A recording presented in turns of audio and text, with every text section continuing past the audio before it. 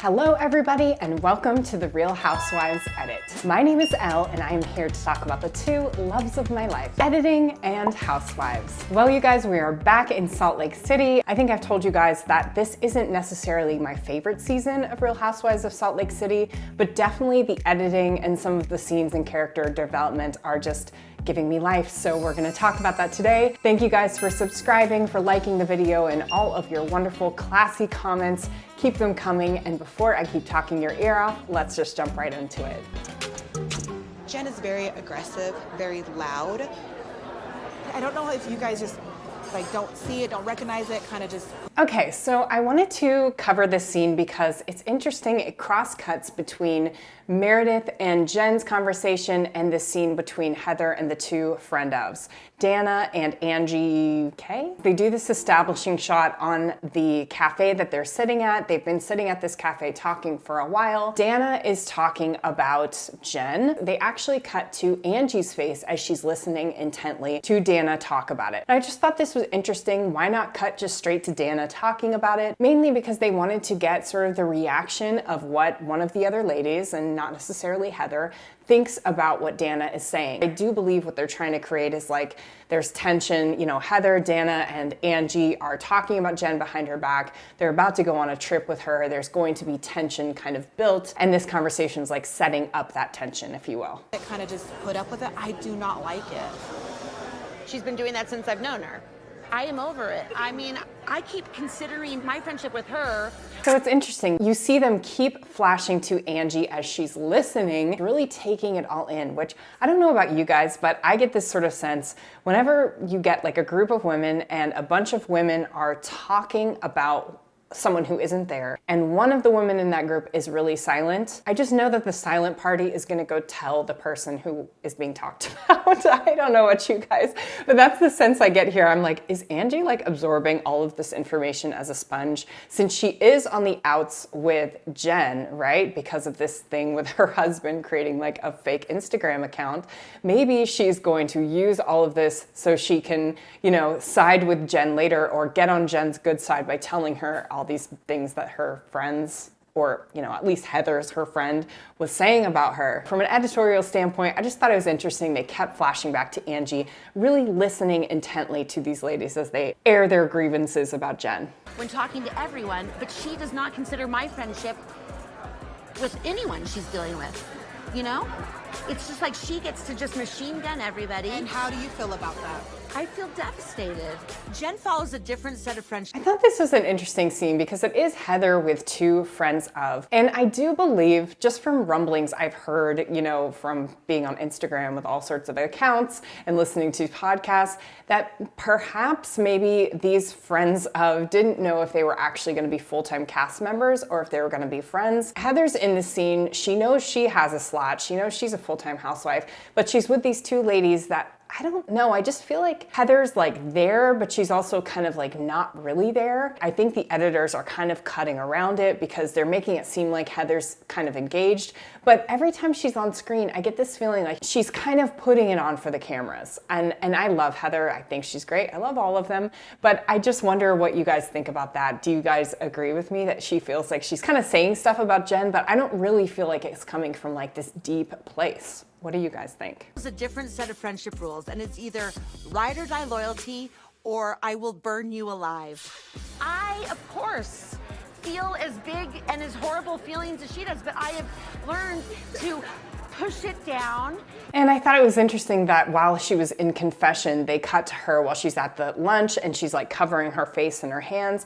I think what they're trying to build in the scene, and why I really wanted to talk to you guys about it, is because this scene builds from Heather just kind of having a light lunch with some light gossip to her being really upset by the end. And I felt it was pushed. I felt it was pushed either by the editors or by Heather.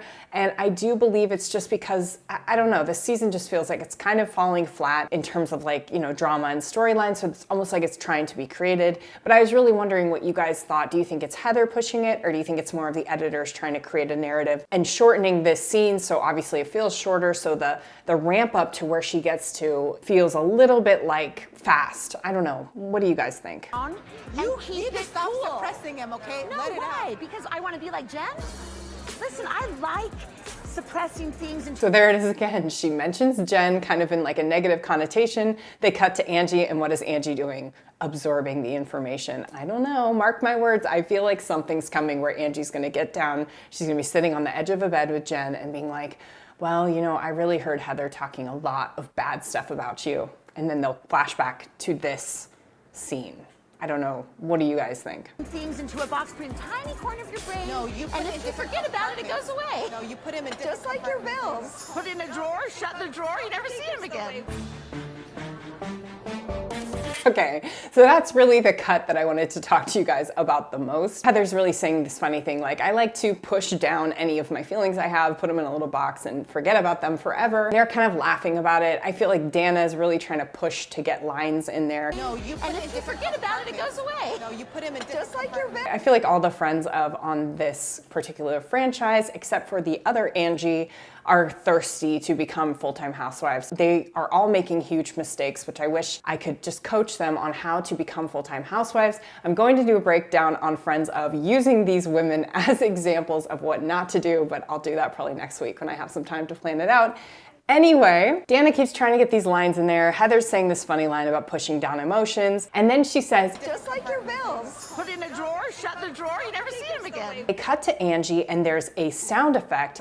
Put in a And then they cut to Dana and she's looking like she just saw a ghost. And then it cuts out of that really fast and goes back to Jen's house. I promise you guys, this is on purpose. The editors did this on purpose. Something is going to come out about Heather and bills. From this edit right there where she says it's kind of like bills, she's referencing something and they both look like they saw a ghost and you have the sound effects in there. They're definitely alluding to something that either they know or that we're gonna find out in the later season. I don't know what you guys thought. I know I'm probably missing something. Please let me know if I'm missing something and put it in the comments below, but I really, really feel like they're alluding to something in the future. Maybe I'm totally wrong. Maybe Bravo knows these things and then they hang on to them for way later. That was just the feeling I got watching this, was that quick cut right there and those sound effects made me go, oh, does Heather have something to hide?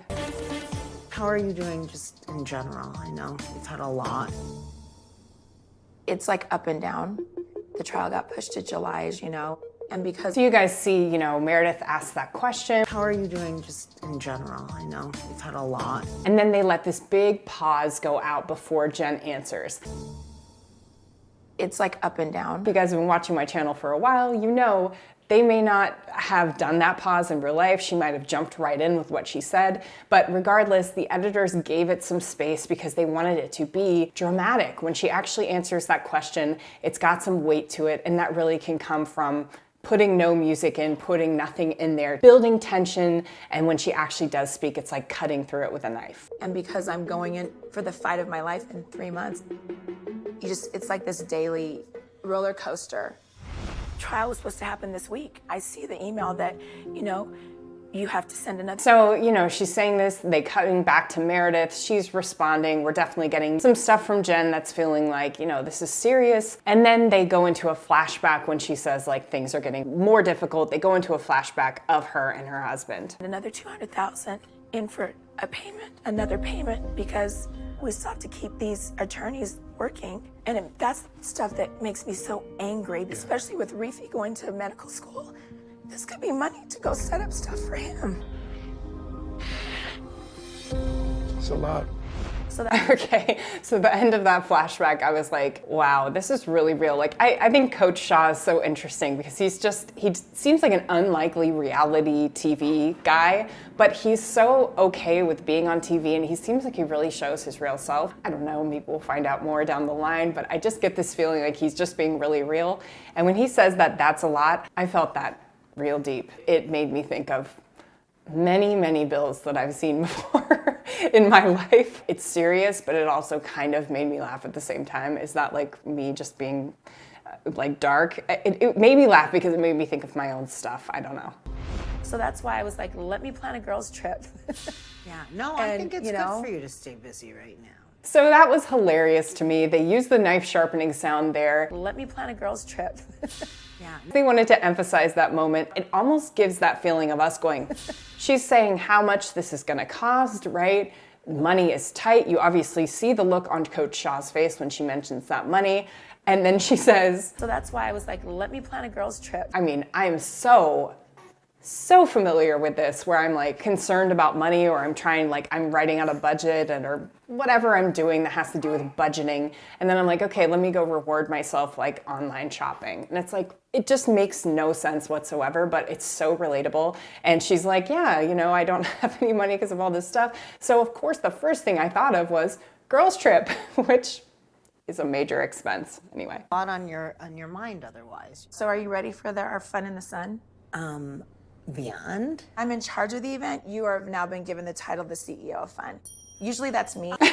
Okay, so they use this big bell sound effect. Of the CEO of Fun. Usually I thought that was really funny just because it's almost like it's a ring in Meredith's head, like, yes, okay, that fits me perfect. It's just so funny to think about that you can watch these shows and these sound effects just kind of blow past you. But when you're watching them, really thinking about them, they're so comical. You're like, why did they put this big bell ringing sound in when Meredith gets the title of CEO of Fun? There's so many explanations. I love hearing your guys' takes. So if you want to give me your opinion. Yes. This is a resume builder for you, by the way. Okay. So, what do you think about maybe? So, and then they put this kooky music. It sounds like a messed up clock. Okay.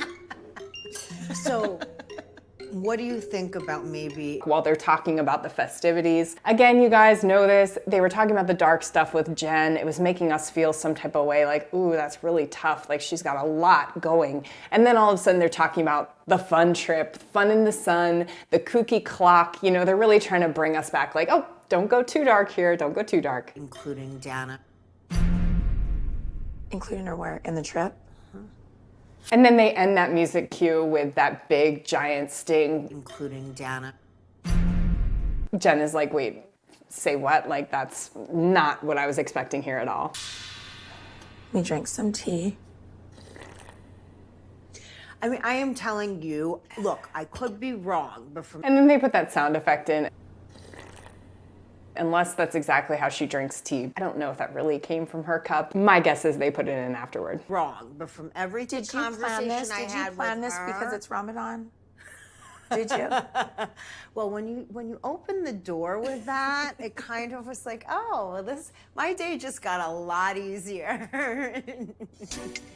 Okay, so it's all silent there, and then after Meredith says that line, my day just got a lot easier, then the music comes in. My day just got a lot easier. It's almost, to me, this music feels like curious, contemplative, what's she gonna do music? What's her response gonna be in this moment music? I'm just like have anxiety now. So it gets us sort of like, oh, what's it gonna be? What's she gonna say? And then of course they cut back to the other scene where what are they talking about? They're talking about Jen. Anytime you have cross-cutting, typically one of the scenes is going to be talking about someone else in the other scene, or they're going to be sharing a topic that they're talking about so that we can really connect the dots. You're rarely gonna see two scenes being cross-cut between the two of them with zero through line whatsoever. It just wouldn't make sense to the story. I can't even eat. Why about the trip? Just all of this bullshit. I know a lot of people are coming at you right now, and I don't think it's fair. So I thought that's kind of where it got strange. At the beginning, it's kind of light, you know, and they start talking about Jen and this whole thing. The whole conflict seems a little pushed to me. And then all of a sudden, Heather's at a place where she can't even eat. She just feels bad. Angie even has to kind of ask her, like, why, like, or what about, like, the trip? And she has to, like, clarify, because I think it does come out of nowhere, and to me that just feels like Heather's pushing something, putting something on a little bit, just because there isn't much really going on this season to me. I don't know if I even want to go at all. Oh, Heather. This trip, I feel like nobody actually wants me there. And I felt that same way too. Like, Heather's like, I don't really want to go at all, and I was kind of like, wait, wow, what a jump. And then you can even see it on Dana's face. Even Dana's face is kind of like, this came out of nowhere. But I guess that's Housewives stuff when they don't have something and they're trying to make something of a scene. I think it's just interesting from an editorial standpoint what they're putting in there, what they're leaving in. When I see something like this that isn't very compelling to me and they're trying to push it and they're pushing it forward, like getting her to this more emotional place, I just don't think they have a ton for this season, or else they wouldn't be spending and wasting time on something like this, a lunch that with two friends that just doesn't feel like that serious. I don't know what you guys think. I'd love to hear your opinion. Wants me there. I am done. trying I've to done my navigate job this today, and my situation. thanks to everyone for being here. Goodbye. You said you're my friend, you cared about me, and then Okay, so now they're doing sort of like a montage, or trying to show a montage of all the people that wouldn't want her there, right? But that was an interesting flashback because it was her pushing Whitney out. It's not Whitney telling her, like, get out of my house or anything like that. Now they're cutting to a part where she's telling someone else off. cared about me, and then you went on social media and showed exactly the opposite. So you were fake. I told the truth. If you don't like the truth, don't ask for it. What hurt me the most, why I was back there crying, Heather, is you. So that, out of all the flashbacks, Jen saying, you know, what hurt me the most was you, that seems like, of those flashbacks, the most one that would make me feel awkward to go on a trip because someone's actually talking about me to me. But the other two clips feel like they're Heather being more of the confrontational one. Now she's kind of playing this like no one wants me there type of thing. I don't know. To me, I was just kind of like, ugh. I guess it's just a good lesson. If you watch scenes like this and you just can't tell like why you're not feeling that compelled or that interested in seeing what comes next, even though there's drama being had, you know, she's crying at the table. This is usually why, because it's just not necessarily adding up. The editors are doing their very best to try to make it add up for you, but if you really break it down, it's just not really adding up. I'm barely hanging on to this trip, like with a white-knuckled, include me please grip. I have hit a breaking point. I'm sorry. Like, she's hit a breaking point, she's holding on with a white knuckle, but I'm not really seeing it. It's not like everyone's turned on her in a way. There's maybe drama with a lot of people. I don't know, I just don't see it. I really do believe that it is just a miscommunication, and you guys. And then they cut to Dana sort of as that last thing, and she's just looking on at Heather. That's really all I wanted to cover in this scene. I love covering those cross-cut scenes between two scenes, but really to me, more than anything, this was really a lesson in like why a scene may not compel you. This scene honestly should have made you want to die to see how this trip pans out. But tell me in the comments below, were you like, oh my God, I can't wait till they get to San Diego to see how this all plays out with Heather? Personally, I was not. I was like, oh, let's see what goes on in San Diego. I know something goes down with like a drink in the hair. I'm just excited to be there with my ladies, but personally, this scene in particular didn't make me like, oh my gosh, what's gonna happen with Heather and these two ladies? Again, it goes to the investment in the actual characters. So what do you guys think? I would love to hear your thoughts. Thank you so much for watching, liking the video, all of your comments, all of the things. And until next time.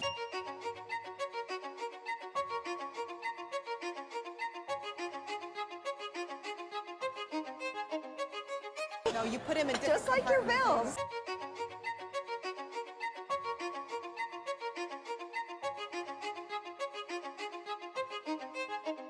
Put him in Just like your bills. Put in a drawer, shut the drawer, you never see him again.